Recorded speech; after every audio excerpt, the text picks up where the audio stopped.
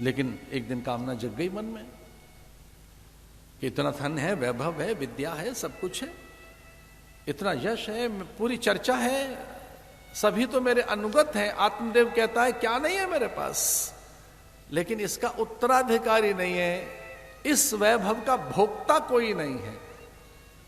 इस वैभव का भोक्ता कोई हो, मैं विद्या दे सकूं। और पिता से ही तो मंत्र मिलता है, गायत्री तो पिता ही देता है। तो अपनी विद्या दे सकूं मैं किसी को, पात्र जो मेरा हो, मेरा अधिकारी। गुरु कभी कभी अपने मन में ऐसा विचार तो करते ही हैं कि अधिकारी को विद्या दी जाए, या अनुग्रह से अधिकारी बना देते हैं किसी को। वो अपने अनुग्रह पात्र से भी कभी कभी किसी को, अपात्र को पात्र, अनाधिकारी को अधिकारी, अयोग्य को योग्य बना देते हैं। किसी मित्र ने कहा कि उत्तराधिकारी ढूंढना है, इतना वैभव है, इतना धन है, ऐसा ये सब कुछ। आत्मदेव के विषय में यही आया कि बड़ा धनवान व्यक्ति था वो, उसकी बड़ी चर्चाएं थी, बड़ा आदर था समाज में उसका, अत्यंत संपन्न व्यक्ति था वो। और उसकी संपन्नता का ये भी चर्चा आती है कि वो वैराग्यवान था, धर्मनिष्ठ था, अयाचित था, आप्तकाम पुरुष था वो, एकदम शांत, निर्वैद्य, उसे कभी कोई वेदना नहीं छूती थी। एक दिन मन में विचार आ गया कि संतान होनी चाहिए।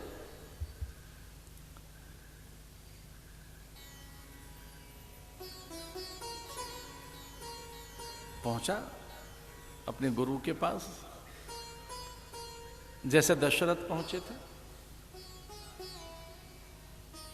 और दशरथ के भी पूर्वज जो करते आए वही दशरथ ने किया, दशरथ के पूर्वजों ने जो किया वही दशरथ करते आए, और दशरथ के पूर्वजों के पूर्वजों के पूर्वजों ने आद्य काल में जो किया वही दशरथ करते चले आए। क्या किया है पूर्वजों ने? सब कुछ गुरु से पूछ के किया है उनके पूर्वजों ने। भाई दिलीप को रघु प्राप्त कैसे हुए? एक पुत्र मुझे चाहिए, दिलीप जब विचार करते हैं कि मुझे एक उत्तराधिकारी चाहिए, तो कैसे मिलेगा? अपने गुरु के पास गए और गुरु ने बताया कि देखिए गौ माता की सेवा कीजिए। उनके गुरुदेव वशिष्ठ ने नंदिनी की सेवा बताई।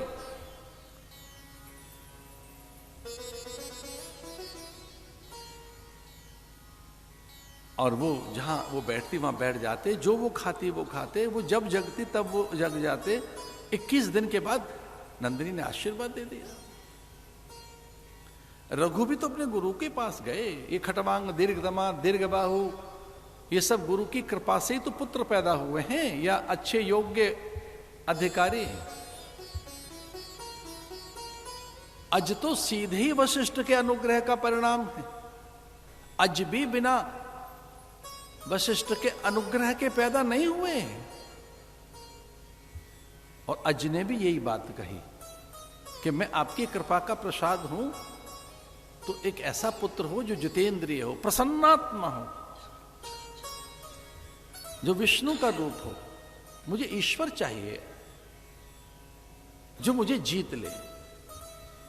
मैं अपने पुत्र से विजयी होना चाहता हूं। और ये एक अच्छी बात है हमारे जीवन में। हम सभी को हरा देना चाहते हैं, हम सभी को जीत लेना चाहते हैं, पर अपने पुत्र से हार जाना चाहते हैं, अपनी संतानों से। गुरु अपने शिष्य को आगे बढ़ते हुए देखकर बहुत प्रसन्न होता है। जैसे उनकी आरंभिक प्रतिज्ञाएं भी ऐसी हैं, मां विद्य स्वावही, न कुछ हम में द्वेष न रहे, सेना भवतु सैनो भुनक्तु, द्वेष न रहे। और ये दशरथ ऐसे ही अज के कृपा का प्रसाद हैं। और लो अब दशरथ के तो बच्चा ही नहीं हो रहा है, तो क्या करें? एक बार भूपत मनमाई भय ग्लान मोरे सुतनाई। और लो दशरथ गए वशिष्ठ के पास, यही सोच करके मेरे पूर्वज गुरुओं के पास गए, मुझे भी गुरु के पास जाना चाहिए।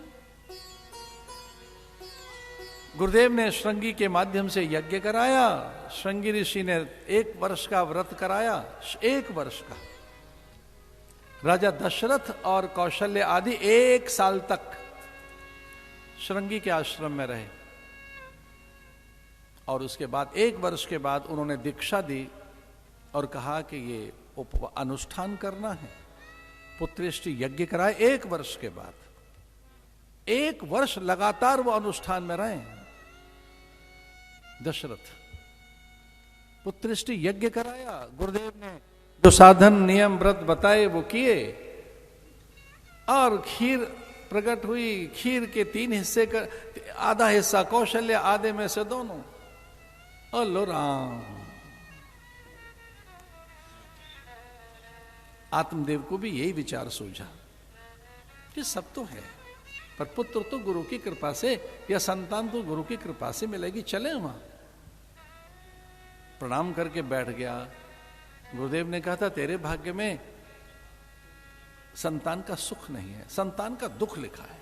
तेरे भाग्य में संतान से उपेक्षा लिखी है, संतान के कारण तू बहुत कष्ट में रहेगा, तेरा मन बहुत व्याकुल रहेगा, इतना कष्ट भोगेगा, ये लिखा है तेरे तो भाग्य में।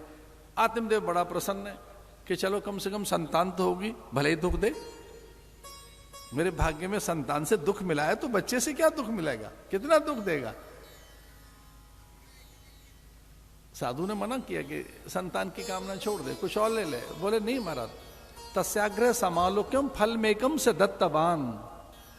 भागवत में आता है फल मेकम से दत्तवान, झोली में से एक फल निकाल कर दे दिया आत्मदेव के हाथों में, ये कहकर चल तुझे पुत्र होगा। चतुर्थ ब्राह्मण।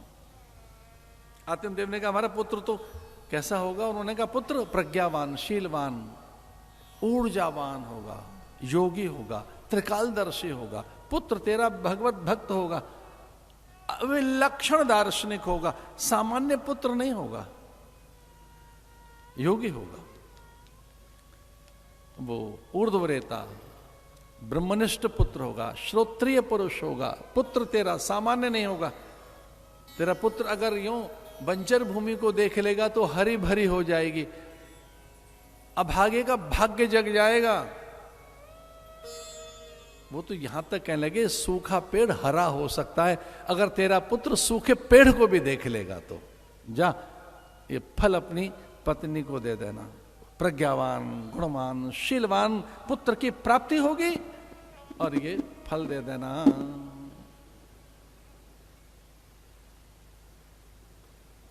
धुंधुली ने, जो उनकी पत्नी थी, फल त्याग दिया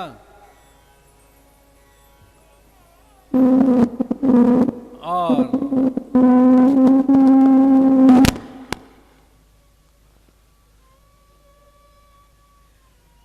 ऐसे ही धुंधुकारी जीवन में आ गया। एक छल कपट की संतान, छल का परिणाम, भेद का परिणाम, मिथ्या झूठ कपट का परिणाम।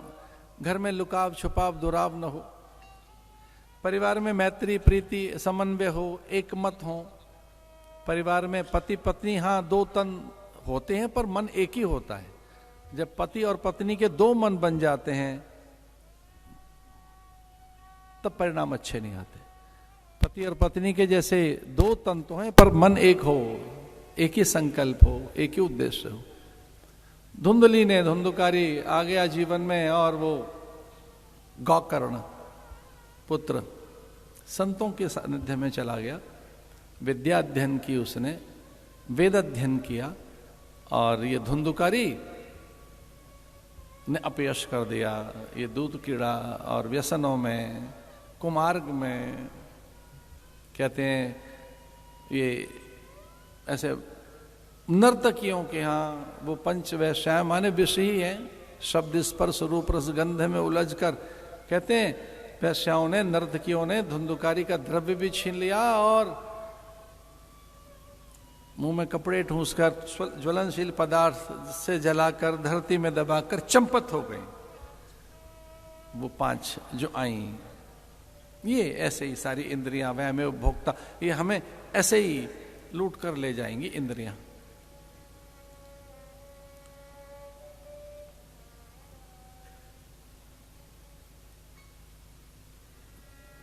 धुंधुली ने भी प्राण त्याग दिए। आत्मदेव भयभीत होकर जंगल में भटकता रहा।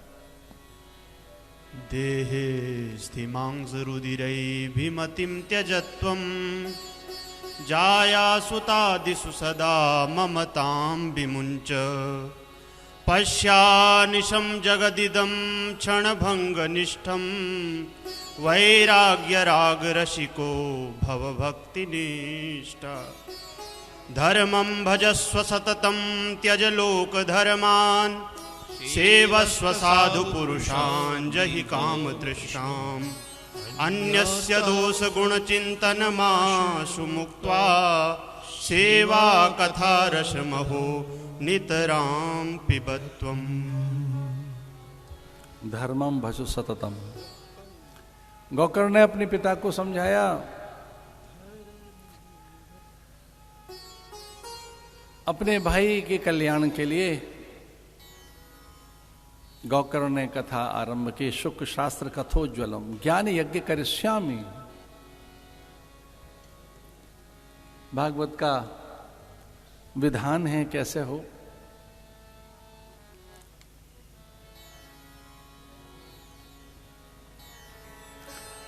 विधान के अनुसार गौकर्ण के द्वारा कथा हुई। 7वें दिन धुंधुकारी की मुक्ति हुई। संकल्प जैसा होगा वैसा ही होता है, पूज्य महाराज कह रहे थे। उसकी मुक्ति का संकल्प था, धुंधुकारी मुक्त हुआ।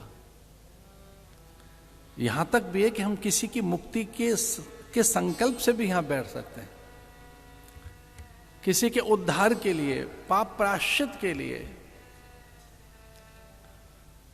ये कथा इस बात के लिए भी हो सकती है कि जो हमारे पाप हैं उनका प्रायश्चित कर लें, जो भूल हैं हमसे हुई हैं, परिमार्जन के लिए, शुद्ध के लिए, आत्म कल्याण के लिए, भगवत प्राप्ति के लिए, गुरुजनों की अनुकूलता के लिए जैसा संकल्प होगा वैसी सिद्धि मिलती है।